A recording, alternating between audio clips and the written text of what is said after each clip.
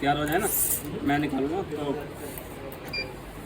मैं क्या हूँ फाइनली ये तैयार है।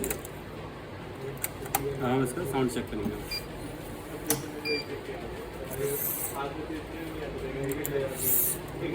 देखिए निकालते हुए देखिए, ठीक ना, ये मेरा फेस भी जैसे उसमें आ जाएगा।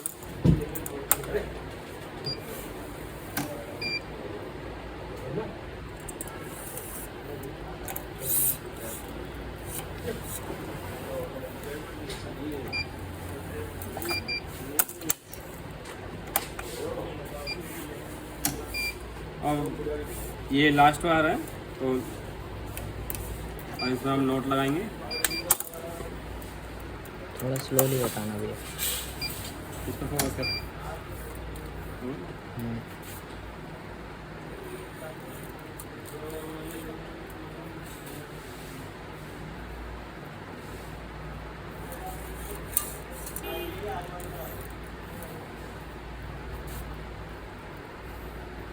देखो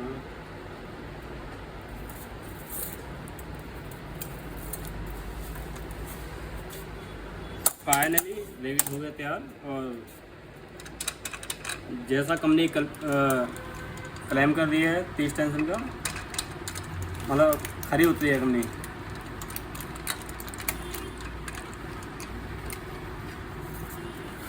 हम वायर को ना कट करेंगे।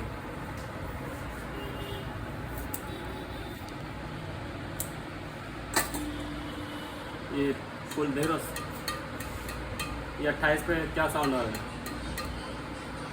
पास से हो गया बस। और